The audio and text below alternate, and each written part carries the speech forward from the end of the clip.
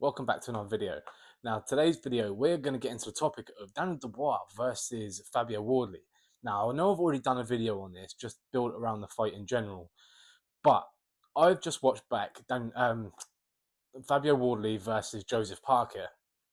Now, I've just watched that fight back, and it's actually surprised me at the level of Fabio Wardley is progressing in the pro ranks, especially in the sense of just in professional boxing in general. Considering the guy hasn't had an amateur background, he's certainly leveling up his boxing experience very, very quickly. Now, I'm not saying he's the best boxer in the heavyweight division in general, because he's still quite far from it. But to do what he'd done against Joseph Parker, let's just say Joseph Parker was a little bit heavier in that fight than what he's used to, but I feel like that was a game plan from their camp, which didn't pay off. I think they were trying to get a statement outcome against Fabio Wardley. But one thing you can't take away from Joseph Parker is he's probably got one of the fastest jabs, one of the fastest left hooks, and just probably the fastest hands in general before the rise of, say, Leo Atang and Moses Atalma, etc., and like these fighters. But from the past few years, Joseph Parker has had probably the fastest jab and the fastest left hook that I can recall anyway.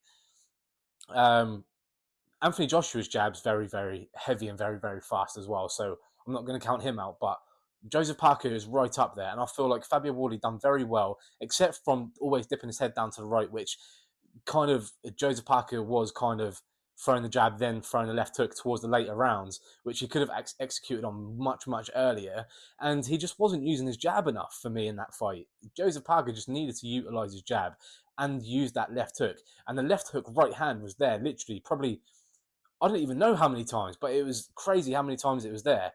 But one thing Fabio Wardley has that not many heavyweights do right now, not only is a solid chin, is also the heart and will to keep a fight going when you're losing rounds. Because I had Fabio Wardley winning the first two, then I think Joseph Parker won the third.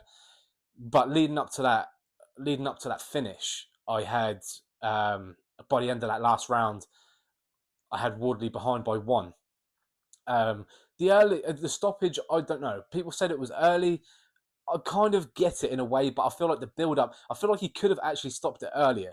If you're looking at the sense of stoppages, if you're looking at it as a ref point of view, as the intelligence of defense and fighting back, like, yeah, you can still be there. Like, you can still be there. You can still be like existing rather than being out on your feet kind of thing, but still not intelligently fighting back. Joseph Parker he didn't throw a punch. I think it must have took about 7, maybe 8 unanswered punches before Joseph Parker even did a thing, and then he went on to not answer back after another 3 or 4. Which Fabio Wardley, I do get that he was kind of tiring out and he was going to slow down in that attack towards the finish, but it doesn't really help Joseph Parker in that sense, because I agree with a stoppage in general. Like, that's my opinion. I agree with it. Could be biased because Fabio Wardley is kind of like the hometown star in a sense. He's in Suffolk. I live in Norfolk. But the closest one to me that's at the highest level. Now, what do I think about this Daniel Dubois fight? From watching both their last fights back, of what Daniel Dubois done in with Usyk's last fight, and Wardley versus Parker, what do I take from both fights? I feel like Fabio Wardley coming into this one is going to be a much better boxer than he was in the Joseph Parker fight, which is kind of crazy because he was winning rounds boxing Joseph Parker. And I feel like Joseph Parker is a better boxer than Daniel Dubois. I genuinely do. I feel like his jab's faster, his hook's faster, his overhands are faster, the way he catches a shot is faster. His reaction times are much faster than Daniel Dubois for me. So I feel like Fabio Wardley will hit Daniel Dubois much more than he will hit Joseph Parker. But Daniel Dubois is more aggressive than Joseph Parker. Joseph Parker could have dictated that fight a lot more by throwing the jab. Daniel Dubois may not throw the jab as much, but he will be in Fabio Wardley's face. He will be giving him a fight, and he will find these shots very early, if the jab and the left hook's there straight away, he will find that very early and he will land that on Fabio Wardley. It's going to be a matter of whose will, and it's going to be whose chin can suffice longest, because they're both going to get hit, and they're both going to get hit early. There's not going to be many back foots or back steps being taken in this one for me. I feel like if it is, it's probably going to be Fabio Wardley, because he is very good on the back foot.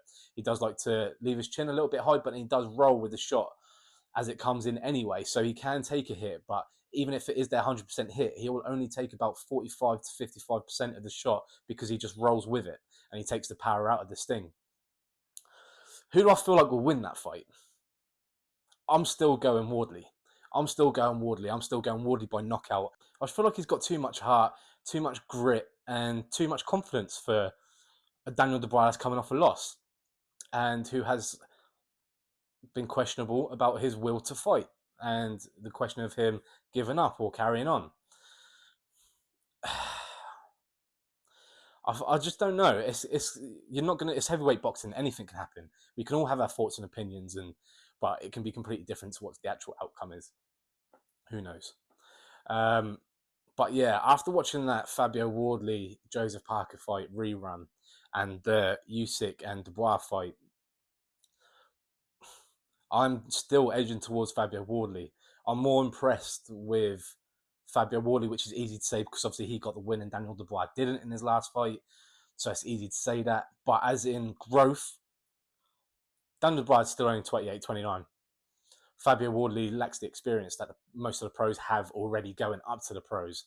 But he has that one equalizer, that one hitter quitter.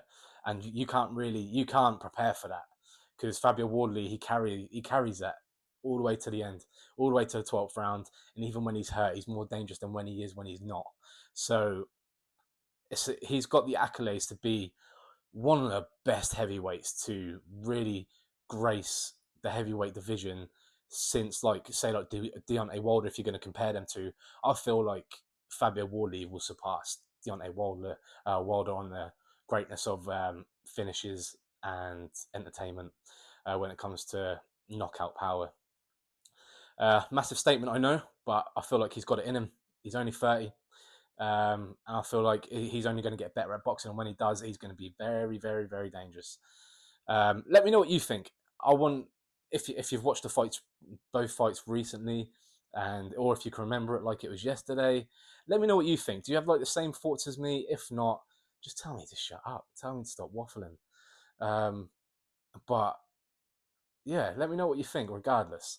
But I want to say thanks for coming across another video, and if you wouldn't mind leaving a like onto this video, and if you haven't subscribed to the channel, please think about doing that, because it does help me a lot, and I'll catch you at the next one.